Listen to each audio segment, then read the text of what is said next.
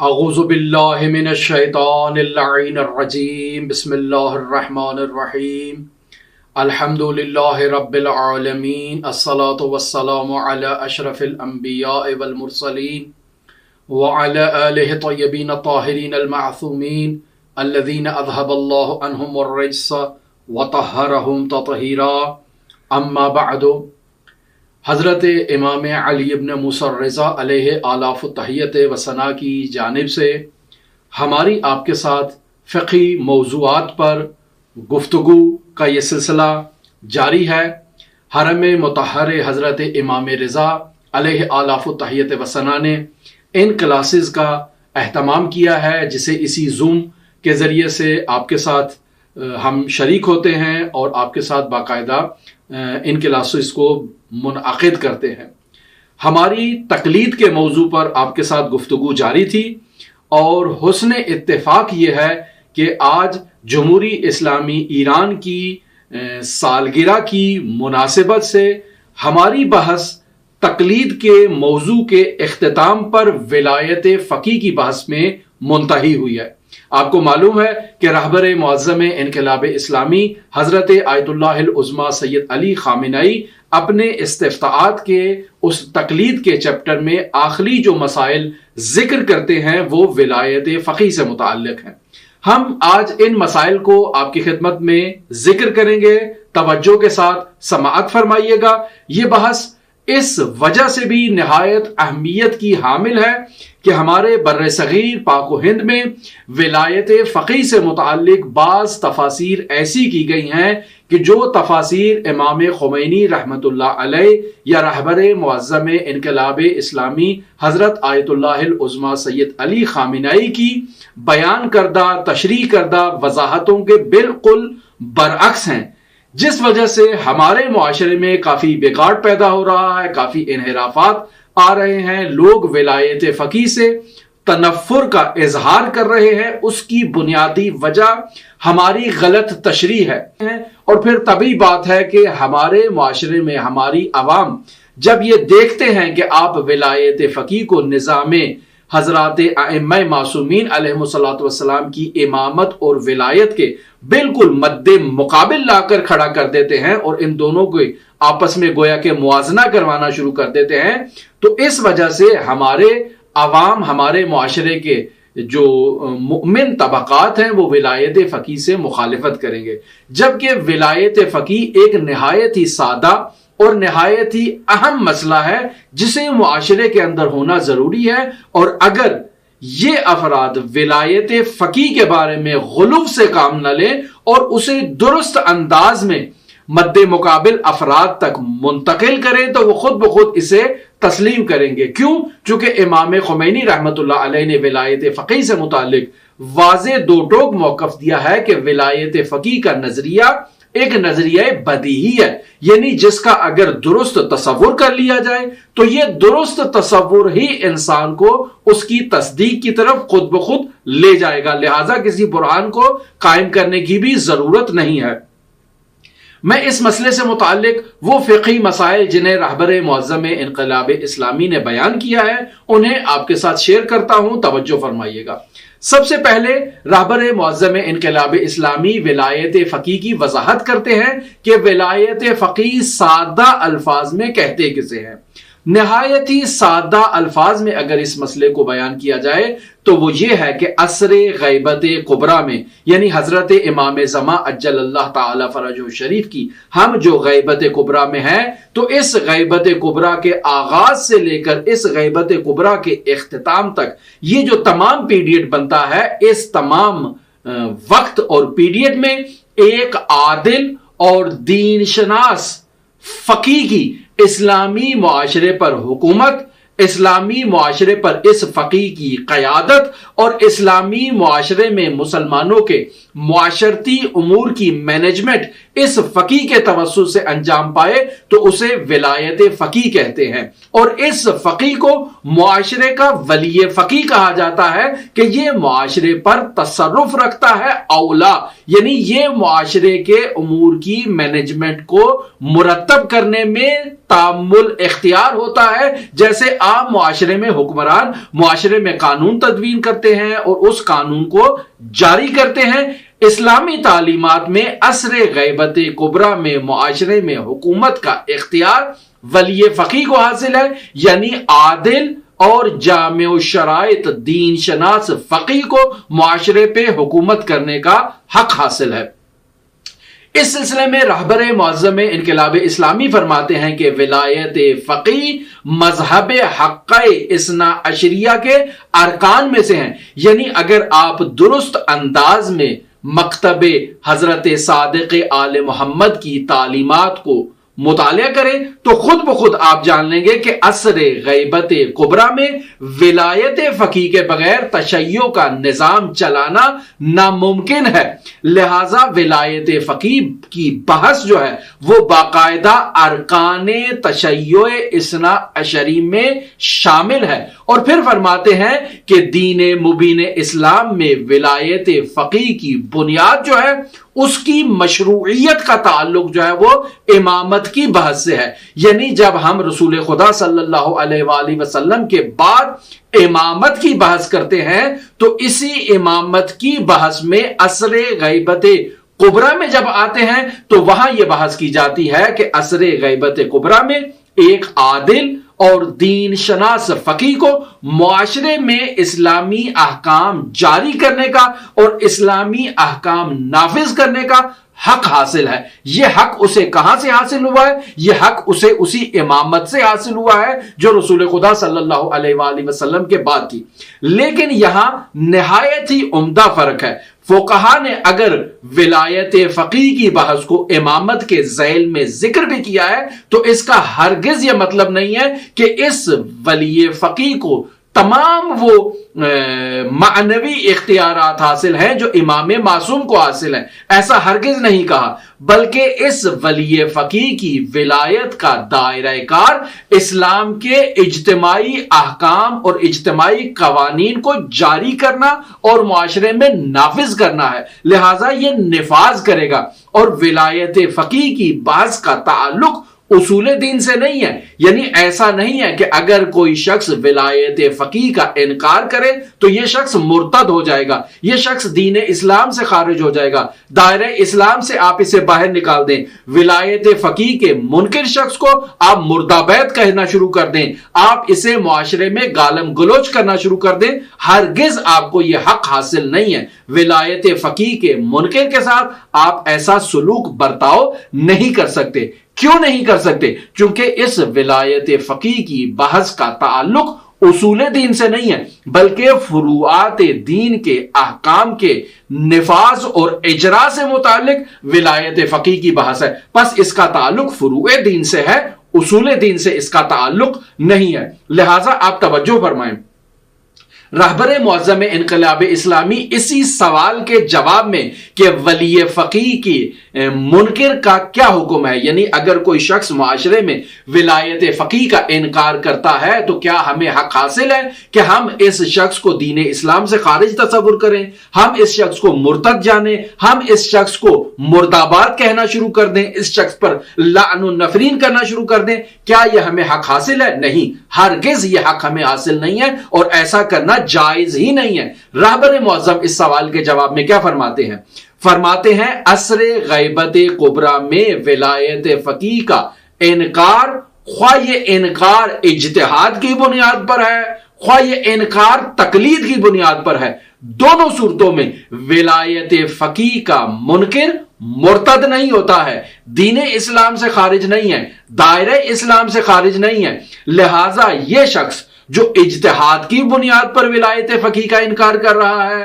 یا تقلید کی بنیاد پر ولایت فقیہ کا انکار کر رہا ہے، ایسا شخص رہبر معظم کی نظر میں معذور ہے، یعنی اس کے پاس خداوند متعال کے حضور پہنچانے کے لیے ایک دلیل اور ایک عذر موجود ہے، اور وہ عذر اور وہ دلیل اجتہاد ہے یا اس کا وہ عذر تقلید ہے۔ پھر رہبر معظم انقلاب اسلامی یہاں پر اس مطلب کی طرف بھی اشارہ کر رہے ہیں کہ یہ شخص جو ولایت فقیہ کے انکار تک پہنچا ہے، اس کے لیے یہ جائز نہیں ہے کہ یہ معاشرے میں مسلمانوں کے درمیان تفرقہ پھیلائے، مسلمانوں کے درمیان اختلافات کو فروغ دے اور کہے اصلاً ولایت فقیہ باطل ہے۔ نہیں، اسے یہ حق حاصل نہیں ہے کہ یہ اپنے نظریے کا پرچار کرے۔ ہاں، اگر تقلید کی بنیاد پر یا اجتہاد کی بنیاد پر یہ اس نتیجے پر پہنچا ہے تو اس کا یہ مسئلہ اس کی ذات کے لیے حجت ہے، یہ اپنی اس حجت کے اوپر عمل کرے، لیکن معاشرے میں افراتفری نہیں پھیلائے، معاشرے کے ایک نظام کو اور نظم و نسق کو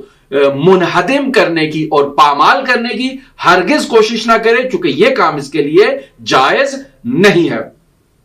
پھر اس کے بعد رہبر معظم انقلاب اسلامی ولایت فقیہ کی ضرورت اور اہمیت سے متعلق اس مطلب کو بیان کرتے ہیں کہ دین مبین اسلام ایک آسمانی دین ہے، آخری الہی دین مبین کا نام اسلام ہے، اور یہ قیامت تک مستمر ہے، اس کے احکام قیامت تک جاری و ساری رہیں گے، کسی زمانے میں کوئی بھی حکم معطل نہیں ہے اور اس کی چھٹی نہیں ہے، لہذا ایسے میں اسلام کے ان احکام کو معاشرے میں جاری کرنا نہایت ہی ضروری ہے۔ اور اس اعتبار سے اگر ہم دیکھیں تو اسلام کے اکثر احکام ایسے ہیں جن کا تعلق حکومت سے ہے، اکثر احکام ایسے ہیں جن کا تعلق معاشرتی مینجمنٹ سے ہے، لہٰذا ان احکام کی چھٹی کسی زمانے میں ہرگز نہیں کی جا سکتی۔ تو ایسے میں فرماتے ہیں کہ اسلامی معاشرے کے تمام طبقات کے لیے ایک ایسے شخص کا ہونا جو معاشرے کے ان طبقات پر ولایت امر رکھتا ہو، ان معاشرے کے ان طبقات پر حکومت رکھتا ہو، ان طبقات کی قیادت کرے، ان طبقات کی رہبری کرے، ایسے شخص کا معاشرے میں ہونا نہایت ہی ضروری ہے۔ لہٰذا یہاں پر رہبر معظم جب پہنچتے ہیں تو باقاعدہ ولی فقیہ کے وظائف کو ہمارے سامنے بیان کرتے ہیں، اور 5 وظائف رہبر معظم انقلاب اسلامی بیان کر رہے ہیں۔ پہلا وظیفہ جسے وہ بیان کر رہے ہیں وہ یہ ہے کہ ولی فقیہ کی یہ ذمہ داری ہے کہ وہ اسلامی معاشرے کے حاکم کی حیثیت سے مسلمانوں کو اسلام دشمن عناصر سے محفوظ رکھے اور ان کی حفاظت کرے مسلمانوں کی۔ دوسری اس کی ذمہ داری یہ ہے کہ یہ اسلامی معاشرتی نظام کی حفاظت کرے۔ پہلے مسلمانوں کی حفاظت ہے، دوسرے مرحلے میں خود نظام اسلامی کی حفاظت ہے، اور پھر تیسرے مرحلے میں اس کی یہ ذمہ داری ہے کہ یہ معاشرے میں عدل و انصاف کے نظام کو قائم کرے اور باقاعدہ عدل و قسط کا نظام نافذ کرے، جیسا حضرت سید الاوصیاء امیر المؤمنین علی ابن ابی طالب علیہ آلاف التحیت وثنا نے اپنے دور خلافت میں قائم کیا۔ اس کی ذمہ داری ہے کہ یہ کوشش کرے اور اس مرحلے تک پہنچنے کے لیے جد و جہد کرے۔ چوتھی ذمہ داری اس ولی فقیہ اور اس حاکم اسلامی کی یہ ہے کہ یہ طاقتور طبقات کو ہرگز اس بات کی اجازت نہ دے کہ یہ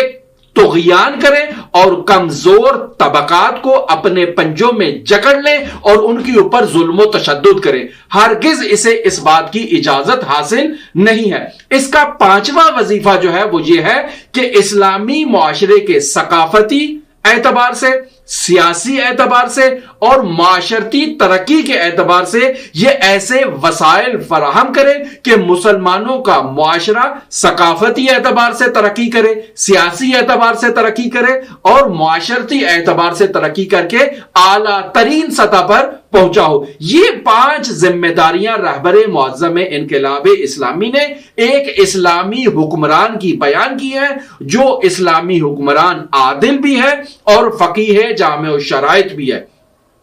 پھر اس کے بعد ولی فقیہ جو آتا ہے اور مسلمانوں کے ملک میں آ کر حکومت کے منصب تک پہنچتا ہے۔ اس کے متعلق رہبر معظم فرماتے ہیں کہ ولی فقیہ حاکم شرعیت تعبدی ہے، یعنی ہم تعبداً اسے اپنے اوپر حاکم تسلیم کرتے ہیں، اور اس تعبد کے لیے ہمارے پاس تائید جو کر رہی ہے وہ ہماری عقل ہے کہ ہم اس تعبد کو ایکسپٹ کریں۔ یعنی انسان کے بہت سارے اختیارات جو ہیں وہ محدود ہو جاتے ہیں، کیونکہ ان کے اوپر ایک شخص آ کر بیٹھتا ہے جو انہیں امر اور نہیں کر رہا ہے، یہ کام کرو اور یہ کام نہ کرو۔ یہ جو اس کو محدود کر رہا ہے، اس محدودیت کی تائید انسان کی عقل کرتی ہے کہ معاشرے کے نظم و نسق کو چلانے کے لیے ایسی محدودیت کا ہونا نہایت ہی ضروری ہے۔ پھر ولی فقیہ کے منصب پر فائز شخص کے انتخاب کا طریقہ کار جمہوری اسلامی ایران کے قانون کے اندر باقاعدہ موجود ہے، اور یہ ایک عقلی طریقہ کار ہے جسے نظام جمہوریت کے تحت جو ہے وہ پیادہ کیا گیا ہے، اور باقاعدہ آئین جمہوری اسلامی میں اسے تدوین کر دیا گیا ہے۔ ہمارے معاشرے میں آج کل بعض لوگ جمہوریت کی مخالفت کرتے ہیں اور جمہوری نظام کی مخالفت کر رہے ہیں، اور پھر اس جمہوری نظام کی مخالفت کرتے ہوئے وہ ولایت فقیہ کو ثابت کرنا چاہ رہے ہیں۔ در واقع وہ یہ جانتے نہیں ہیں کیا کہ ایران میں جو ولایت فقیہ کا نظام نافذ ہے وہ جمہوری اسلامی نظام نافذ ہے، اس کے علاوہ نہیں ہے۔ اور امام خمینی رحمت اللہ علیہ نے واضح اور دو ٹوک الفاظ میں یہ کہا تھا کہ من بے جمہوری اسلامی رائے می دہم، لہذا امام خمینی نے انقلاب اسلامی کی کامیابی کے بعد جمہوری نظام کے نفاذ کے لیے باقاعدہ رائے دی تھی۔ منتہا تفاوت یہ ہے کہ یہاں پر اسلام کے تابع ہے، اسلام کا پیروکار ہے۔ ہمارا یہ جمہوری نظام مغربی جمہوری نظام نہیں ہے، لہٰذا اسے مغربی جمہوری نظام کے ساتھ مقایسہ کرنا قیاس مع الفارق ہے، یہ درست ہی نہیں ہے۔ یہ جمہوری نظام ہے اور اسلام کے تابع ہے، ایسا جمہوری نظام ہے، مغربی جمہوری نظام ہرگز نہیں ہے۔ پھر آگے چلتے ہیں، رہبر معظم انقلاب اسلامی ولایت فقیہ میں ولی فقیہ کے دائرہ کار سے متعلق گفتگو کرتے ہیں، اور یہاں پر کچھ مسائل کو بیان کرتے ہیں۔ سب سے پہلا مسئلہ جسے ذکر کر رہے ہیں وہ عوامر ولائی ولی فقیہ ہیں۔ ان کا دائرہ کار کیا ہے؟ فرماتے ہیں کہ تمام مسلمانوں کے اوپر حتیٰ کہ مجتہدین اور فقہا کے اوپر بھی لازم ہے کہ وہ ولی فقیہ کے حکومتی احکامات کی اطاعت کریں اور ان پر عمل کریں، یہ ان کے لیے ضروری ہے۔ لہذا واضح رہے کہ یہاں ان حکومتی مسائل میں صرف اور صرف ولی فقیہ کے احکامات جاری ہوں گے، لہذا جہاں بھی ولی فقیہ کے اس حکومتی نظام کے اور اس حکومتی سیٹ اپ کا دائرہ کار ہے وہاں تک اس کے احکام نافذ ہوں گے، اس سے بڑھ کر اس کے احکام نافذ نہیں ہوں گے۔ مثلا آپ ولی فقیہ کے اس نظام کا ایک دائرہ کار مشخص کریں کہ مشرق سے مغرب، شمال سے جنوب کہاں تک اس کی حکومت پھیلی ہے۔ جہاں تک بھی اس ولی فقیہ کی حکومت پھیلی ہے وہاں اس دائرہ کار میں رہنے والے تمام باشندوں کے اوپر، تمام مسلمانوں کے اوپر، تمام فقہا کے اوپر لازم ہے کہ وہ حکومتی مسائل میں اس ولی فقیہ کی اطاعت کریں۔ یہاں سے واضح ہو گیا کہ خود رہبر معظم انقلاب اسلامی نے یہ بیان کر دیا کہ جہاں تک اس کی حکومت کا دائرہ کار ہے، پس معلوم ہوا کہ جہاں اس کی حکومت کا دائرہ کار نہیں ہے وہاں اس کے احکامات نافذ نہیں ہیں۔ تو کیسے ہمارے علماء بر صغیر میں، پاکستان میں، ہندوستان میں، امریکہ میں ولی فقیہ کے احکامات کو نافذ کرنے کی کوشش کر رہے ہیں؟ اس پر توجہ کی جائے، یہ وہ مطلب نہیں ہے جسے رہبر معظم انقلاب اسلامی یا حتیٰ کہ امام خمینی رحمت اللہ علیہ نے بیان کیا ہو۔ پھر اس کے بعد اگلا مطلب جسے رہبر معظم انقلاب اسلامی فرما رہے ہیں وہ یہ ہے کہ کسی کے لیے بھی جائز نہیں ہے کہ وہ ولی فقیہ کے منصب پر فائز شخص کی مخالفت کرے، اور اس کی مخالفت کی وجہ یہ ہو کہ میں اس ولی فقیہ سے زیادہ مستحق ہوں، زیادہ عالم ہوں، زیادہ تدبیر رکھتا ہوں، زیادہ معاشرے کی مینجمنٹ کو میں سنبھال سکتا ہوں۔ اس بنیاد پر کسی بھی شخص کو حق حاصل نہیں ہے کہ وہ ولی فقیہ کی مخالفت کرے۔ ہاں، یہ شرط ہے کہ اس ولی فقیہ کا انتخاب اسی قانون کے مطابق ہوا ہو جسے جمہوری اسلامی ایران کے دستور میں باقاعدہ بیان کیا گیا ہے۔ اگر اس کے مطابق کوئی شخص ولی فقیہ کے عنوان سے منتخب ہوتا ہے تو اس شخص کی مخالفت کرنا کسی کے لیے جائز نہیں ہے۔ اگر اس قانون کے برخلاف کوئی شخص ولایت فقیہ کے منصب پر آ کر بیٹھ جائے تو اس شخص کی مخالفت کی جا سکتی ہے۔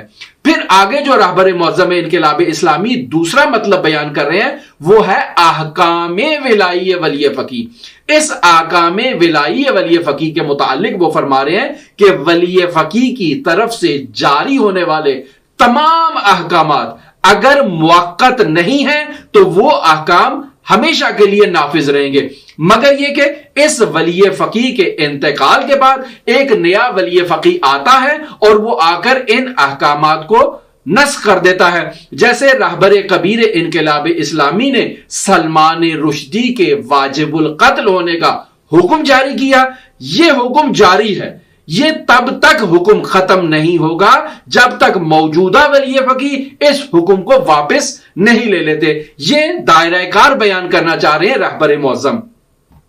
تیسرا اہم نقطہ جو تمام بلاد اسلامی سے تعلق رکھتا ہے وہ یہ ہے، وہ اجرائے حدود سے متعلق ہے۔ عصر غیبت کبریٰ میں زنا کی حد جاری ہونی چاہیے، چور کو سزا ملنی چاہیے، وہ شخص جو شراب پیتا ہے اس کو سزا ملنی چاہیے۔ الغرض جتنی حدود و تعزیرات اسلامی تعلیمات میں بیان کی گئی ہیں وہ حدود و تعزیرات عصر غیبت کبریٰ کہ کسی بھی زمانے میں معطل نہیں ہوئی ہیں۔ سوال یہ پیدا ہوتا ہے ان حدود و تعزیرات کو جاری کرنے والا متولی کون ہے؟ فرماتے ہیں رہبر معظم انقلاب اسلامی کہ ان حدود و تعزیرات کو جاری کرنے والا متولی ولی فقیہ ہے، یعنی یہی عادل حکمران ہے جو معاشرے پہ حکومتی نظام نافذ کر چکا ہے۔ اس کی ذمہ داری ہے کہ یہ حدود بھی جاری کرے، تعزیرات بھی جاری کرے، قصاص بھی جاری کرے، تمام مسائل یہ جاری کرے۔ اس کے علاوہ کسی کو حق حاصل نہیں ہے کہ وہ معاشرے میں حدود اور تعزیرات کا نظام نافذ کرے۔ افسوس کی بات ہے کہ ہمارے پاکستان میں بعض مولوی صاحبان خود سے اٹھتے ہیں اور حدود کا نظام نافذ کرنا شروع کر دیتے ہیں، جبکہ انہیں نہ ولی فقیہ کی سپورٹ حاصل ہے، نہ کسی مجتہد کی طرف سے انہیں اجازت حاصل ہے، اور نہ وہ خود مجتہد ہیں۔ یہ ان کا اقدام خلاف تعلیمات تشیع ہے۔ آپ عصر غیبت کبریٰ میں دیکھ لیں، شیخ مفید سے لے کر آج تک کسی فقیہ نے اس بات کی اجازت نہیں دی ہے کہ آپ اسلامی حدود و تعزیرات کو مجتہد کی، حاکم شرع کی اجازت کے بغیر جاری کریں۔ لہٰذا ہمیں اپنے ملکوں میں یہ کوشش کرنی چاہیے کہ ہم اپنے ملک کے لیے حاکم شرع تعین کریں، وہ پھر آ کر اسلامی حدود اور تعزیرات کو جاری کرے۔ خود سرانہ طور پر ہمیں یہ اختیار حاصل نہیں ہے، یا حاکم شرع اس کو کرے یا ہم حاکم شرع کی طرف سے اس کام کو جاری کرنے کی طرف سے اجازت رکھتے ہوں، وگرنہ یہ حق حاصل نہیں ہے۔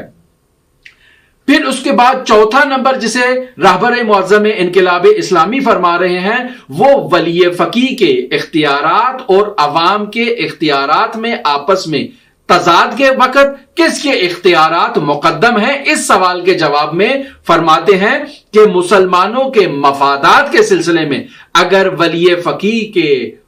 حکم اور عوام میں تعارض ہو جائے تو یہاں ولی فقیہ کا اختیار عوام کے اختیار پر سبقت رکھتا ہے اور مقدم ہے، کیوں؟ چونکہ وہ حاکم اسلامی ہے، وہ معاشرے کے نظم و نسق اور معاشرے کی مینجمنٹ سے متعلق زیادہ بہتر جانتا ہے، لہٰذا اسے یہ حق حاصل ہے کہ وہ ان احکام کو نافذ کرے اور اس کے اختیارات زیادہ ہوں عوام سے۔ پھر آگے پانچویں مسئلے میں رہبر معظم انقلاب اسلامی جس چیز کی طرف اشارہ کر رہے ہیں وہ یہ ہے کہ میڈیا، مکمل طور پر سوشل میڈیا، پرنٹ میڈیا، یہ تمام میڈیا ولی فقیہ کی مینجمنٹ اور مدیریت کے تحت اس کے تحت فرمان ہونا چاہیے، تاکہ ولی فقیہ ان ذرائع ابلاغ سے استفادہ کرتے ہوئے اسلام و مسلمین کی خدمت کرے، اسلامی معارف کی نشر و اشاعت کا انتظام کرے، اسلامی معاشرے کی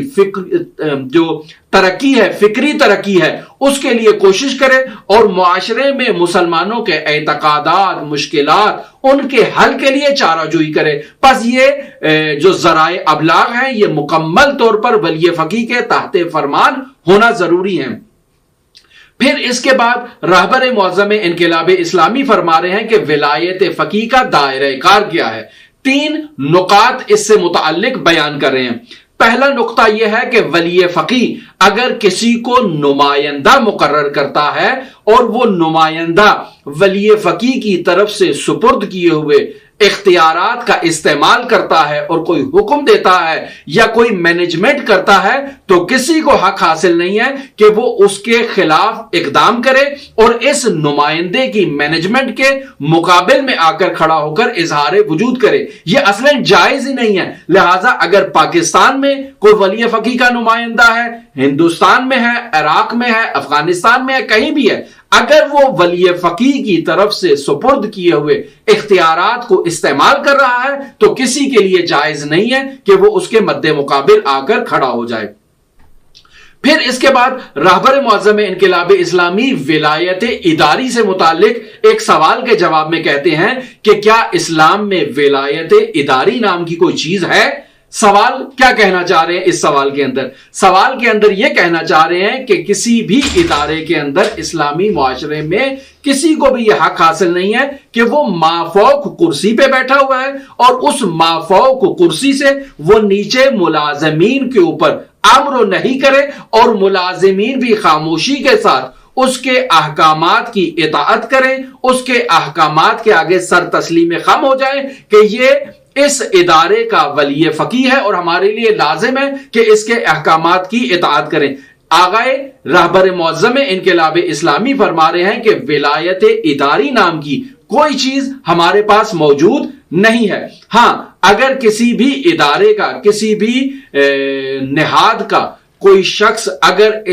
اس ادارے کے قوانین کے مطابق کوئی آرڈر جاری کرتا ہے تو تمام ملازمین کی ذمہ داری ہے کہ قانون کے مطابق، قانون کے دائرے میں رہتے ہوئے اس شخص کی اطاعت کریں۔ لیکن اگر وہ کوئی حکم دیتا ہے جو قانون کے برخلاف ہے تو اس کے حکم کی مخالفت کرنا ان لوگوں کی ذمہ داری ہے۔ ان کے اوپر کسی قسم کی کوئی ولایت اسے حاصل نہیں ہے۔ پھر اس کے بعد رہبر معظم ایک مطلب بیان کر رہے ہیں جو ہے ولایت تکوینی کے اعتبار سے۔ فرماتے ہیں کہ کیا ولی فقیہ کو ولایت تکوینیہ حاصل ہے؟ فرماتے ہیں ہرگز ولایت تکوینی حاصل نہیں ہے، چونکہ اگر آپ کو یاد ہو تو اسی بحث کے آغاز میں ہم آپ کی خدمت میں بیان کر چکے ہیں کہ ولایت فقیہ کا تعلق اصول اعتقادات سے نہیں ہے، فروعات دین سے ہے۔ لہٰذا ولایت تکوینی کی بحث اگر مطرح کی جائے گی یا پیش کی جائے گی تو وہ اصول اعتقادات میں ہے، فروعات دین میں اس کا کوئی تعلق نہیں ہے۔ لہٰذا واضح طور پر رہبر معظم فرما رہے ہیں کہ ولی فقیہ کو ولایت تکوینیہ حاصل نہیں ہے اور یہ ولایت تکوینیہ حضرات ائمہ معصومین علیہم الصلوۃ والسلام کے ساتھ مختص ہے۔ البتہ ہمارے معاشرے میں بعض ایسے علماء بھی ہیں جو ولایت تکوینیہ کی مخالفت کرتے ہیں، ان کی تحقیقات نادرست ہیں۔ آپ اس بارے میں توجہ کریں، دوبارہ ان کو اپنی تحقیقات کی طرف رجوع کرنا چاہیے۔ پھر اس کے بعد رہبر معظم فرما رہے ہیں کہ ولی فقیہ اور مرجع تقلید کے اگر درمیان اختلاف ہو تو یہاں کیا کرنا چاہیے؟ فرماتے ہیں کہ اگر ان دو افراد کے درمیان اختلاف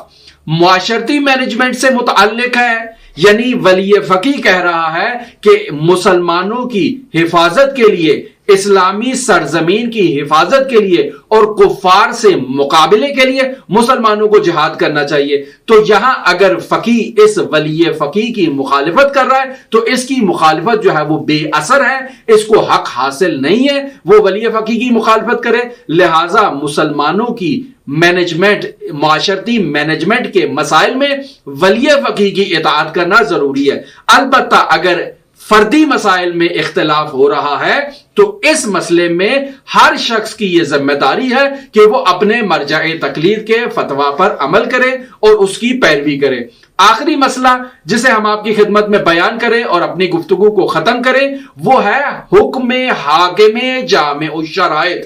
حکم حاکم جامع الشرائط یعنی اگر ایک حاکم جامع الشرائط فقی حکم دیتا ہے تو کیا اس کا یہ حکم نافذ ہے، مقدم ہے، اس کا دائرہ کار کیا ہے؟ امام خمینی رحمت اللہ علیہ، آیت اللہ سیستانی اور آیت اللہ مکارم شرازی یکساں طور پر اس مسئلے کے بارے میں ایک ہی جواب دے رہے ہیں، منتہا عبارت میں تھوڑا سا تفاوت ہے، وہ میں تفاوت آپ کے سامنے بیان کرتا ہوں۔ یہاں پر باقاعدہ طور پر امام خمینی رحمت اللہ علیہ اور آیت اللہ مکارم شرازی یہ فرما رہے ہیں کہ حاکم جامع الشرائط کے حکم کی مخالفت کرنا مجتہد کے لیے بھی جائز نہیں ہے، مگر یہ کہ انہیں اس حاکم شرع کی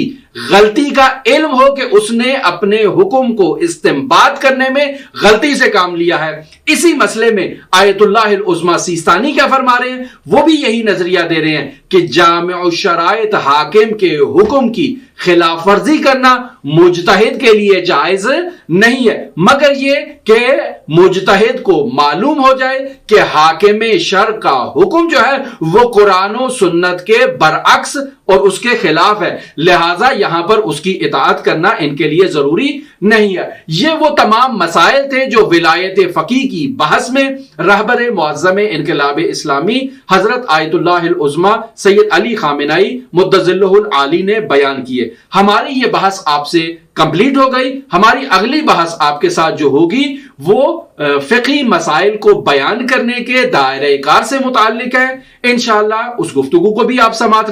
کیجئے گا اور ہمارے ساتھ رہیے گا۔ ہماری دعا ہے کہ خداوند متعال ہمیں زیادہ سے زیادہ علم عطا فرمائے اور اس علم پر عمل کرنے کی توفیق عطا فرمائے۔ تمام مؤمنین جہاں کہیں بھی دنیا جہان میں جس کونے میں بھی موجود ہیں، جو بیمار ہیں ان کو شفائے کاملہ عاجلہ عطا فرمائے، جو بے روزگار ہیں ان کو روزگار عطا فرمائے، جو بے اولاد ہیں ان کو اولاد نرینہ عطا فرمائے، جو مقامات مقدسہ کی زیارت کے متمنی ہیں انہیں ان مقامات کی زیارت سے مشرف فرمائے، حضرت امام زمان عجل اللہ تعالی فرجہ شریف کے ظہور میں تعجیل فرمائے اور ہمیں حضرت کے آوان و انصار میں شمار فرمائے۔ اللہم صلی علی محمد و آل محمد وعجل فرج قائم آل محمد۔